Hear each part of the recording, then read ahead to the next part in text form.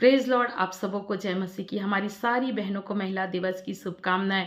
जब हम परमेश्वर के वचन में उत्पत्ति की पुस्तक को पढ़ते हैं तो हम इस बात को पाते हैं कि परमेश्वर ने आदम को अपने स्वरूप और समानता में बनाया, लेकिन परमेश्वर ने आदम को देख करके इस बात को सोचा कि आदम का अकेला रहना अच्छा नहीं है और उसने उसके लिए एक ऐसा सहायक बनाया जो उससे मेल खा सके। सो स्त्रियां परमेश्वर की सोची समझी एक बहुत ही अद्भुत सृष्टि है जिसको परमेश्वर ने बनाया और एक सहायक के रूप में बनाया।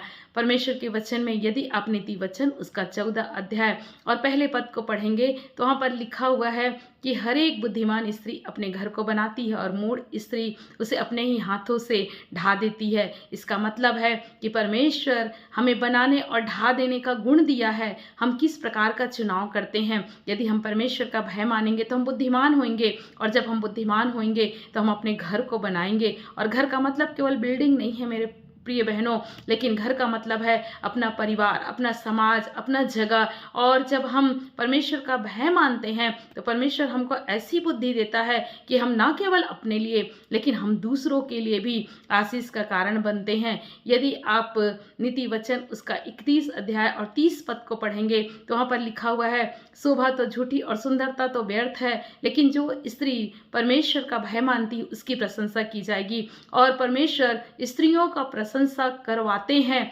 निश्चित रीति से वो प्रशंसा का कारण बनती है, लेकिन आवश्यकता है कि हम भय माने।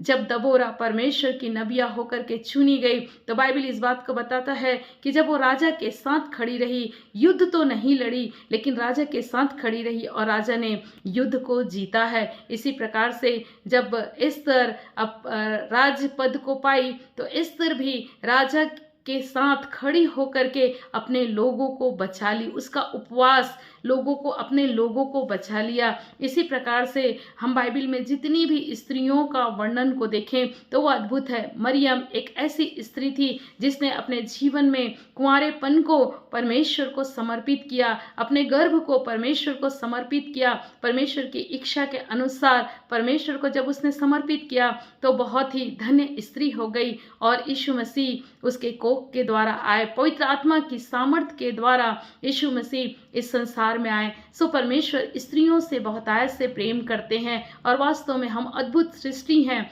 और परमेश्वर चाहते हैं कि हम परमेश्वर के लिए खड़े हों। वचन बताता है कि अंत के दिनों में नारी जो है वो पुरुष की सहायता करेगी और परमेश्वर ने हमें सहायक के रूप में बनाया है। सो हम अपने परिवार के लिए, अपने लोगों के लिए, अपने समाज के लिए हम खड़े हों मेरे प्रियो। हमारा जीवन प्रार्थनामय हो, हमारा जीवन परमेश्वर का भय मानने वाला हो। और ये महिला दिवस हमें इस बात के लिए सशक्त करता है कि हम हर क्षेत्र में सिर्फ अबला नहीं है, निर्बल नहीं है, लेकिन सामर्थी भी हैं।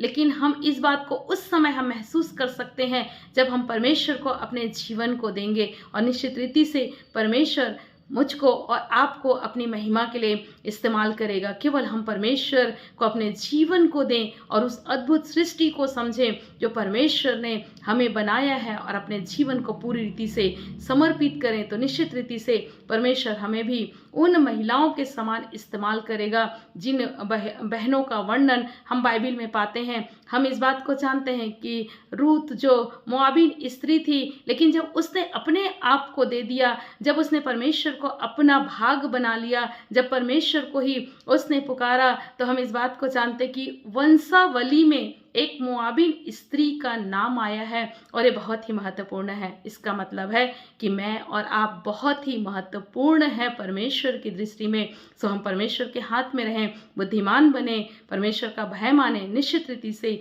हम दूसरों के लिए, खुद के लिए, परिवार के लिए आशीष का कारण बनेंगे। सो एक बार फिर से हमारी बहनों को महिला दिवस की हार्दिक शुभकामनाएं। परमेश्वर आपको आशीष दे और अपनी महिमा के लिए आपके क्षेत्र में, आपके घर में इस्तेमाल करे। परमेश्वर आप सबों को बहुतायत से आशीष दे।